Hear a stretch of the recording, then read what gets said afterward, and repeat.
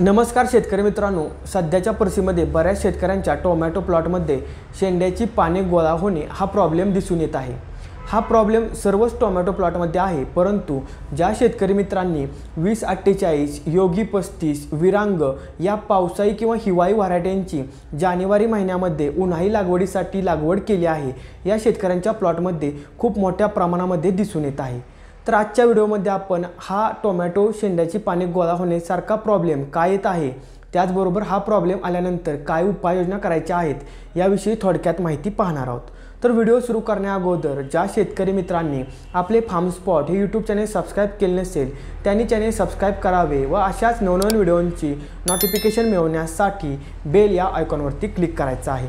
शेतकरी मित्रांनो, तुम्हाला माहिती आहे की फेब्रुवारीच्या पहिल्या आठवड्यापासून तापमानामध्ये मोठ्या प्रमाणामध्ये वाढ झालेली आहे। त्याचबरोबर वातावरणामध्ये सूर्यप्रकाशाचं प्रमाण वाढलेलं आहे, सूर्यप्रकाशाची गुणवत्ता वाढलेली आहे। या सर्व वातावरणीय बदलामुळे आपल्या रोपांच्या आतमध्ये ज्या ट्रान्सपोर्टेशन असेल, फोटोसिंथेसिस असेल किंवा रेस्पिरेशन असेल, या ज्या काही प्रक्रिया आहेत, या प्रक्रिया गरजेपेक्षा अधिक जलद गतीने होत आहेत व ज्यामुळे तुमच्या रोपांवर अजैविक असा ताण येत आहे व अजैविक ताण आल्यामुळे तुमच्या रोपांच्या शेंड्याची पाने ही गोळा होत आहेत। शेतकरी मित्रांनो, प्रामुख्याने या 3 प्रक्रिया काय आहेत हे आपण आता थोडक्यात समजावून घेऊया। सर्वप्रथम आपण ट्रान्सपोर्टेशन म्हणजे काय हे पाहूया। ट्रान्सपोर्टेशन म्हणजे वनस्पती जे पाणी मुळांद्वारे शोषण करते व ते जे शोषून घेतलेलं पाणी आहे ते झायलम पेशींद्वारे वनस्पतींच्या पानांमध्ये पाठवले जाते व वनस्पतींच्या पानांमध्ये सूर्यप्रकाशाचा वापर करून, कार्बन डायऑक्साईडचा वापर करून व शोषून घेतलेल्या पाण्याचा वापर करून जे प्रकाश संश्लेषण प्रक्रियेतून जे अन्न ग्लुकोज स्वरूपात तयार होतं, जे फोलम पेशींद्वारे वनस्पतीच्या वाढीच्या भागांना पाठवलं जातं, याला ट्रान्सपोर्टेशन असे म्हणतात। त्यानंतर शेतकरी मित्रांनो, आता आपण रेस्पिरेशन म्हणजे काय हे पाहूया। रेस्पिरेशन म्हणजे शेतकरी मित्रांनो, जे वनस्पती प्रकाश संश्लेषण प्रक्रियेसाठी कार्बन डायऑक्साईड वातावरणातून पर्णरंध्रांद्वारे आतमध्ये शोषला जातो व जे वनस्पतीच्या प्रकाश संश्लेषण प्रक्रियेमध्ये जो काही तुमचा ऑक्सिजन तयार होतो तो वातावरणामध्ये सोडला जातो। ही जी काही सर्व प्रक्रिया असते ही वनस्पतीच्या पर्णरंध्रांच्या उघडझाप मधून होत असते, तर या प्रक्रियेला रेस्पिरेशन असे म्हणतात। त्यानंतर शेतकरी मित्रांनो, तिसरी महत्त्वाची प्रक्रिया आहे आणि ती म्हणजे फोटोसिंथेसिस म्हणजेच प्रकाश संश्लेषण प्रक्रिया।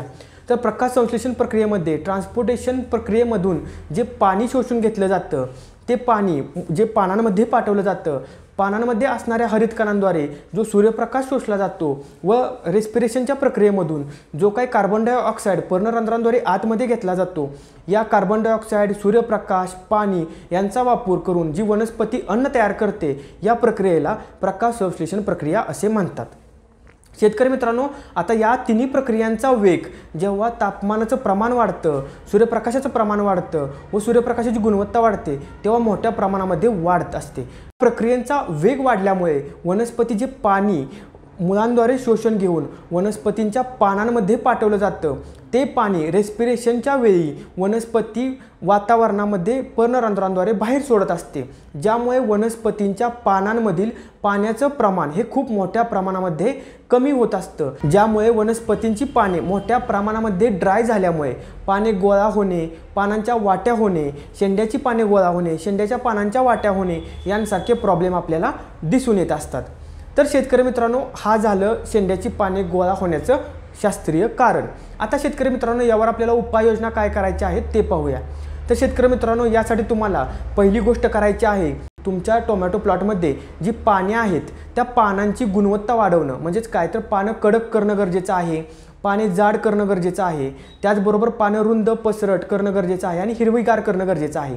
तर यासाठी तुम्ही काय करायचं आहे शेतकरी मित्रांनो, तर यासाठी तुम्ही सिलिकॉनयुक्त उत्पादनांचा वापर फवारणीमध्ये करायचा आहे, ज्यामध्ये तुम्ही प्रिव्ही कंपनीच्या सिलिकझॉलचा वापर हा 1 ml प्रति लिटर या प्रमाणामध्ये करू शकता किंवा तुम्ही पावडर फॉर्ममधील सिलिकॉनचा वापर ही 1 ग्रॅम प्रति लिटर या प्रमाणामध्ये करू शकता। शेतकरी मित्रांनो, ही झालं तुमचं पाने कडक करणं किंवा पाने ही करणं, जेणेकरून पानांमधून रेस्पिरेशनची प्रोसेस जी काय आहे ती वेगवान होणार नाही, अगदी जलद गतीने होणार नाही व सामान्यपणे होईल। त्यानंतर दुसरी महत्त्वाची गोष्ट असते ती म्हणजे वनस्पतीमधील पूर्णपणे पाण्याचं प्रमाण मेंटेन करणं। त्यावेळी सूर्यप्रकाशामध्ये वाढ होते, तापमानामध्ये वाढ होते, तेव्हा वनस्पतींमधील रेस्पिरेशनचे प्रमाण कमी करण्यासाठी, वनस्पतींमधील पाण्याचे प्रमाण संतुलित ठेवण्यासाठी आपण ठिबकद्वारे वेलॅग्रो कंपनीचं जे टॅलेटे म्हणून प्रोडक्ट येतं याचा वापर आपण एकरी 1 ते 2 लिटर या प्रमाणामध्ये ठिबकद्वारे करायचा आहे। तर शेतकरी मित्रांनो, ही झालं तुमची रेस्पिरेशनची प्रोसेस संतुलित करायचं काम।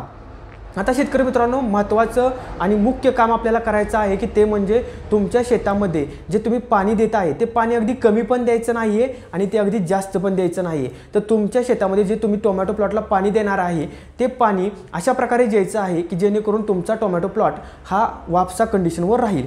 तर शेतकरी मित्रांनो, अशा प्रकारे तुम्ही सिलिकॉनचा वापर फवारणीमध्ये करा, ठिबकद्वारे टॅलेटेचा वापर करा व पाणी तुम्ही वापसा कंडिशन राहील अशा प्रमाणामध्ये द्या। तर अशा प्रकारे जर का तुम्ही उपाययोजना केल्या तर तुमच्या प्लॉटमध्ये टोमॅटो पानांच्या वाट्या होणं हा प्रॉब्लेम दिसणार नाही। त्याचबरोबर शेंड्याची पाने गोळा होणार नाहीत व पाने जर का गोळा झाले असतील तर ते लवकरच सरळ होऊन जातील।